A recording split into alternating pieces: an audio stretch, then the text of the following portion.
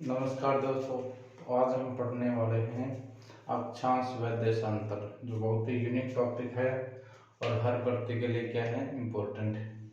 तो अक्षांश रेखाओं से कुछ क्वेश्चन बनते हैं। देखो, अब अक्षांश रेखाएं हैं पृथ्वी के ऊपर किस तरफ खींची होती हैं, आड़ी रेखाएं या पूर्व से पश्चिम की ओर, पूर्व से पश्चिम की ओर, ठीक है। और अक्षांश रेखाएं पृथ्वी को दो गोलार्धों में विभाजित करती है, जिसके उत्तर की तरफ है ये उत्तरी गोलार्ध और दक्षिण की तरफ है ये दक्षिणी गोलार्ध, और ये उत्तरी गोलार्ध, ठीक है। उत्तरी गोलार्ध हो गया। अब ये जो मध्य से जाती है अक्षांश, इसे क्या कहते हैं, 0 डिग्री अक्षांश, जैसे भूमध्य रेखा भी कहते हैं। हम क्या कहते हैं, भूमध्य रेखा, या इसको विषुवत रेखा भी बोलते हैं। कौन सी रेखा, विषुवत रेखा, ठीक है। अब अक्षांश रेखाओं की कुल संख्या कितनी होती है, इनके मध्य की दूरी कितनी होती है, और इसके मध्य की दूरी को कहते क्या है, इस प्रकार के क्वेश्चन पूछते हैं। तो इनके जो अक्षांश रेखाएं हैं 90 उत्तर की तरफ होती है। कितनी होती हैं, 1-1 डिग्री के अंतराल पर उत्तर की तरफ 90 विषुवत रेखा के, और विषुवत रेखा के दक्षिण की तरफ 90 अक्षांश होते हैं। कुल अक्षांशों की संख्या पूछ ले तो कुल अक्षांश तो दो प्रकार से आपको याद में रखने, एक तो 90 + 90 + 1 विषुवत रेखा, कितने हो गए, 181। कुल अक्षांश रेखाओं की संख्या पूछ ले तो 181। अगर विषुवत रेखा के अलावा पूछ ले तो आपको कितनी बतानी है, 180 बतानी है, ठीक है। और कुल अक्षांश पूछता है ज्यादातर 181 याद रखनी है। अब आता है दो अक्षांश रेखाओं के मध्य की दूरी को कहते क्या है, मध्य की दूरी, मध्य की दूरी का नाम तो क्या है, कटिबंध बोलते हैं। क्या बोलते हैं, कटिबंध, ठीक है। दो अक्षांश रेखाओं के मध्य की दूरी को कटिबंध, और दो अक्षांश रेखाओं के मध्य की दूरी कितनी होती है, तो दूरी लंबाई में आपको पूछ ले तो 111 किलोमीटर होती है, ठीक है। एक अक्षांश को पार करके दूसरे अक्षांश में जाएंगे तो 111 किलोमीटर होती है, ठीक है। इतनी बात याद रखनी। और दो अक्षांश की मध्य की दूरी को कहते क्या है, तो कटिबंध, ठीक है। अब अक्षांश रेखाओं की कुल संख्या पूछ ले तो हो गई कितनी, 181। अब कुछ यूनिक से अक्षांश पूछता है कि इस अक्षांश का क्या नाम है। कुछ अक्षांश रेखाओं का नाम दिया हुआ है इसमें, अब वो पढ़ने वाले हैं। जैसे यहाँ पे गुजरती है कौन सी,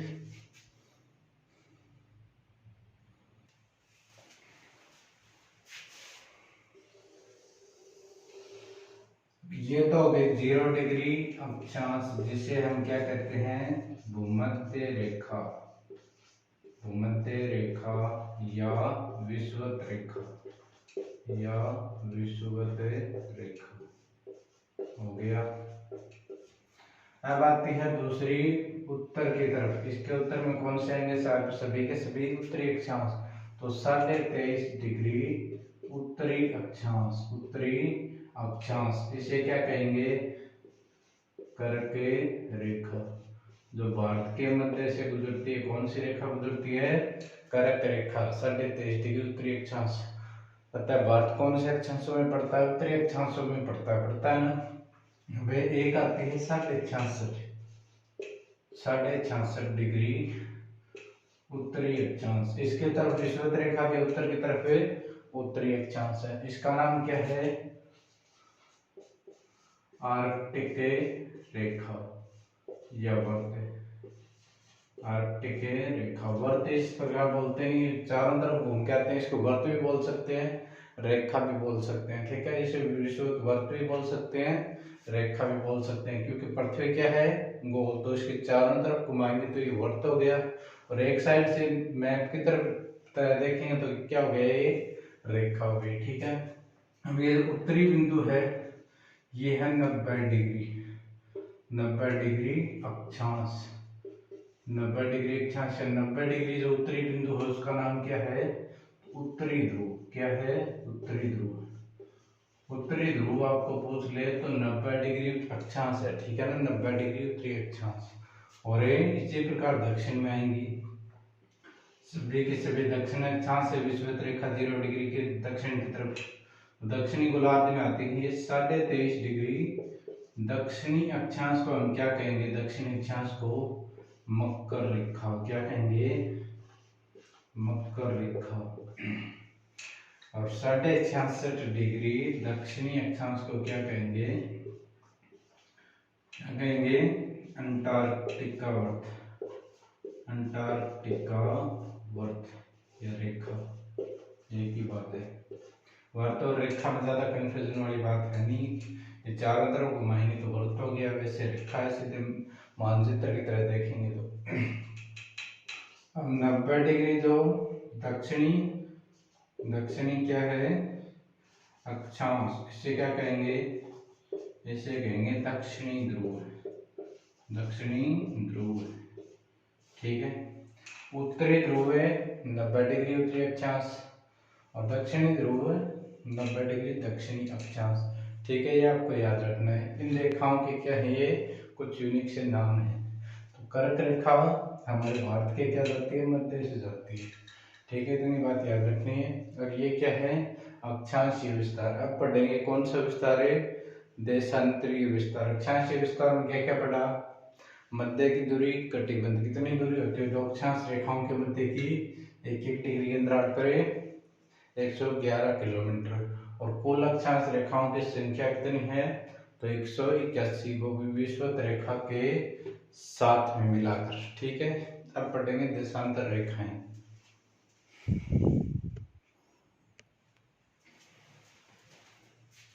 हमें देशांतर रेखाएं, देशांतर रेखाएं क्या होती है?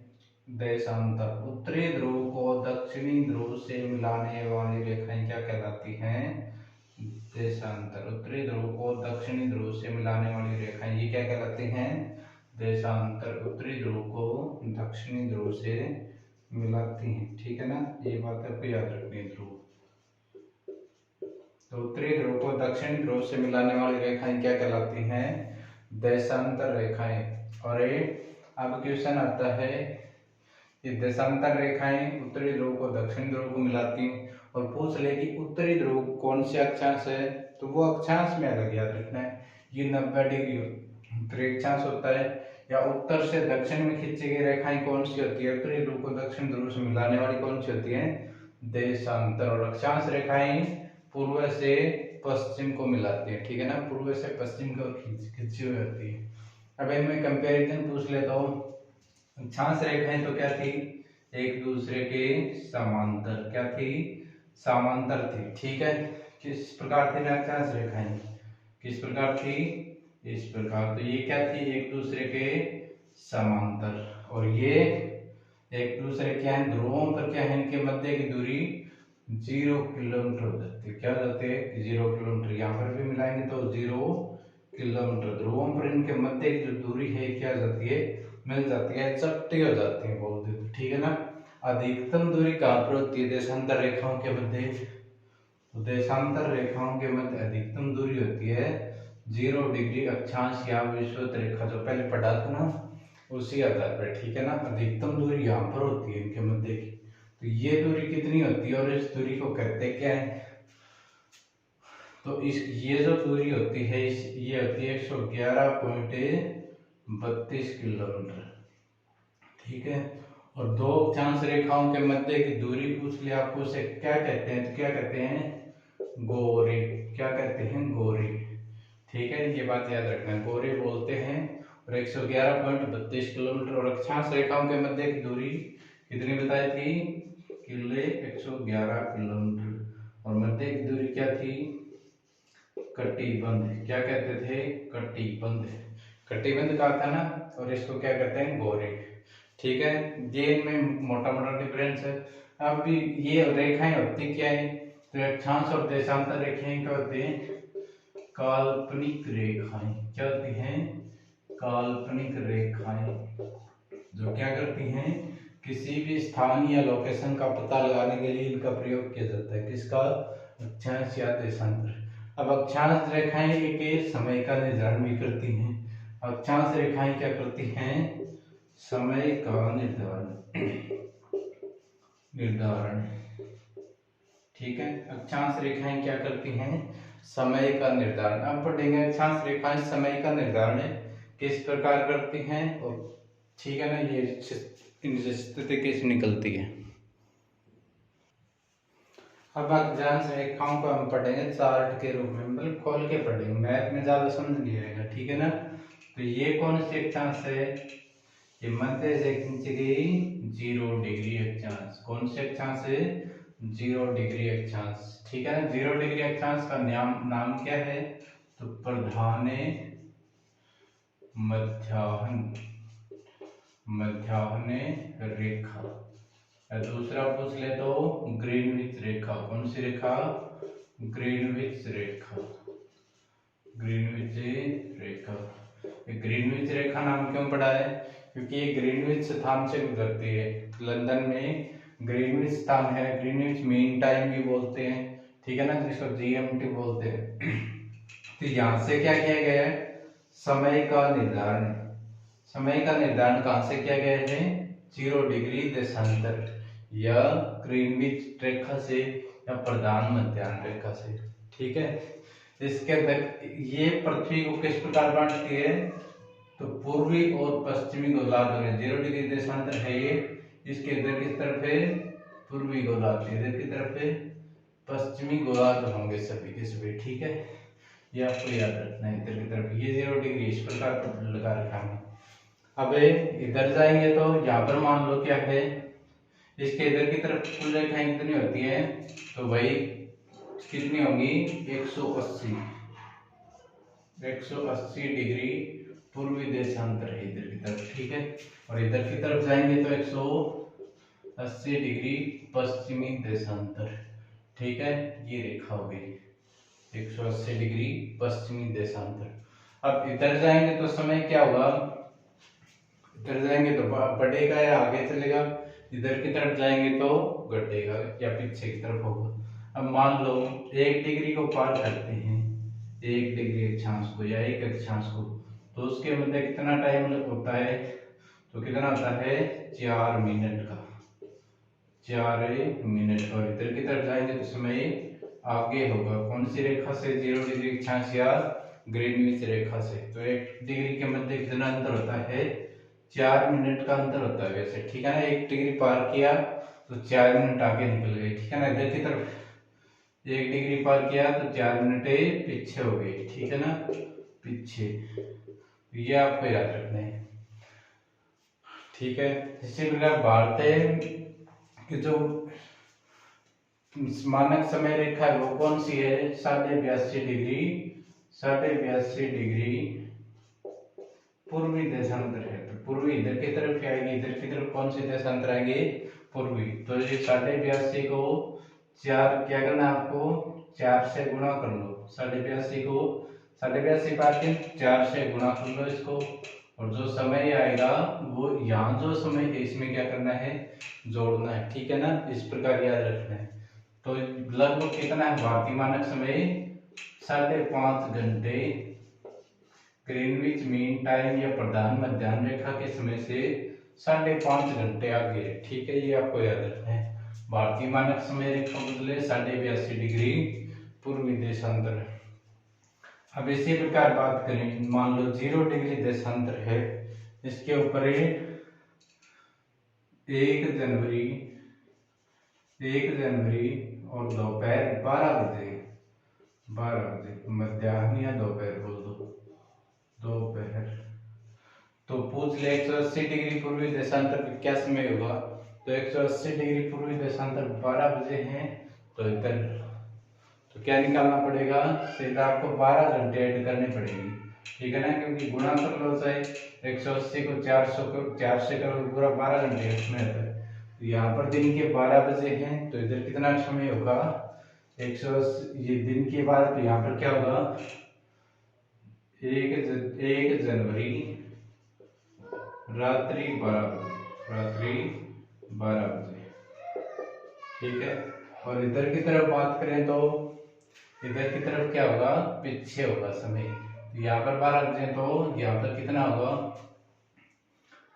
12 दिसंबर, लास्ट में 12 दिसंबर, 12 दिसंबर रात्रि 12 बजे। ठीक है, ये आपको इस रेखा पर याद रखना है।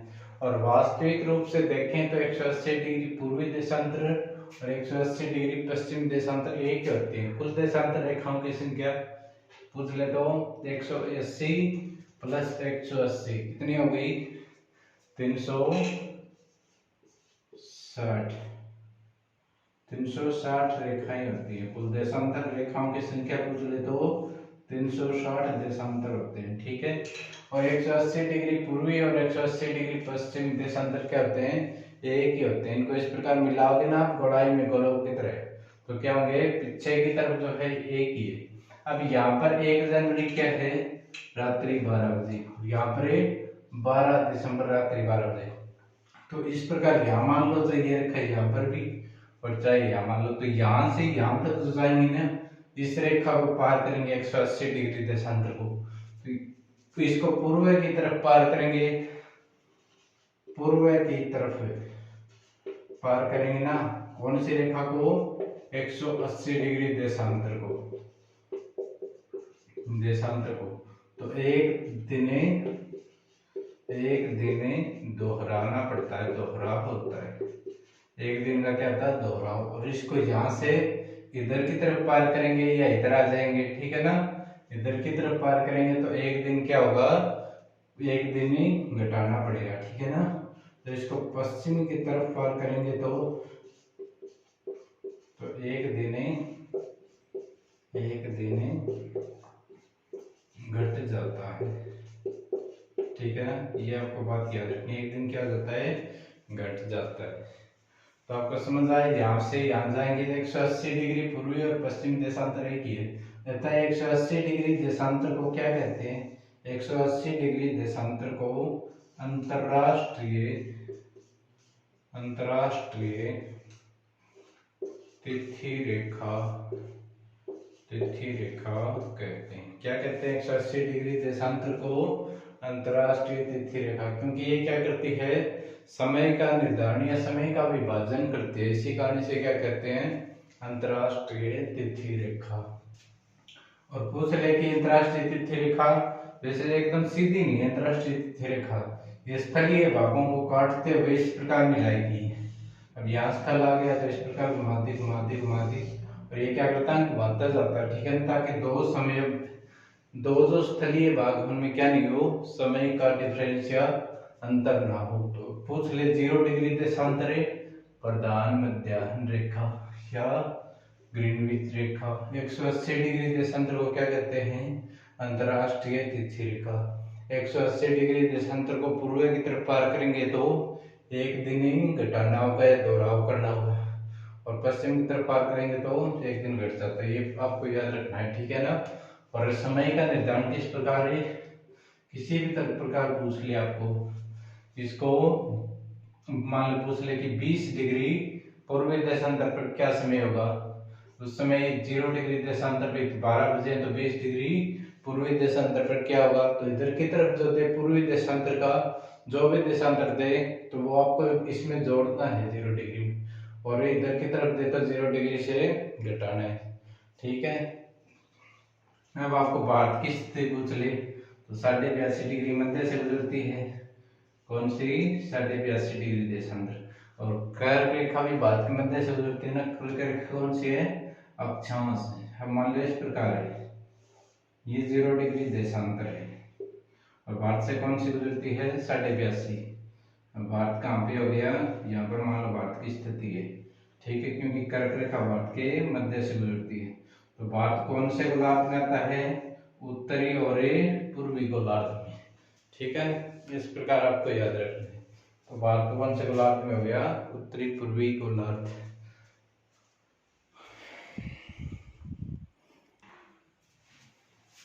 अब मान लो आपको किसी अपराधी को ढूंढना और आपको देशांतर और अक्षांश की लोकेशन दे, तो वो किस प्रकार निकालोगे, अब आपको देते हैं कि अक्षांश कोई अपराधी 80 डिग्री दक्षिणी अक्षांश व 100 डिग्री पूर्वी देशांतर पर छुपा हुआ है। तो आप इसकी स्थिति निकाल सकते हो। तो किस प्रकार निकालोगे? मान लो ये क्या है, 0 डिग्री अक्षांश या भूमध्य रेखा या विषुवत रेखा बोलते हैं। ये क्या है, 0 डिग्री देशांतर, जिसे क्या कहते हैं, ग्रीनविच रेखा या प्रधान मध्याह्न रेखा। अब इन्होंने लोकेशन दी है 80 डिग्री दक्षिण अक्षांश। तो कुल अक्षांश कितने हैं? दक्षिण की तरफ 90, उत्तर की तरफ 90 हो गई। तो ये क्या है, मान लो 80 डिग्री क्या है, देशांतर। अब देगा कि 100 डिग्री पूर्वी देशांतर है। तो इधर की तरफ वाले जो देशांतर है 0 डिग्री, इसे इधर की तरफ वाले पूर्वी। तो 100 डिग्री टोटल तो कितने हैं, 180 तक है। 180 तो 100 डिग्री मान लो यहाँ से जाता है। तो ये क्या हो गई, आपको पता चल जाएगा ये किसकी लोकेशन है, किसी चोर या अपराधी की लोकेशन है। तो इस प्रकार आप लोकेशन निकाल सकते हैं। और समय का निर्धारण पूछ ले तो इससे पूर्व की तरफ जाएंगे तो क्या होंगे, आगे होगा 0 डिग्री से या प्रधान मध्याह्न रेखा से समय आगे काउंट होगा। ठीक है, जिस प्रकार भारतीय मानक समय होता है ना 5.5 घंटा के, ये वो 82.5 डिग्री पूर्वी देशांतर पर है। इसी प्रकार इधर की तरफ जाएंगे तो वो पीछे क्या होगा, समय पीछे, या यहाँ पर जो समय देगा ना आपको 0 डिग्री पर, उससे घटाना पड़ेगा। ठीक है, तो आपको अच्छे से अक्षांश व देशांतर का टॉपिक समझ में आया होगा। ठीक है, तो इस प्रकार ये याद रखना है।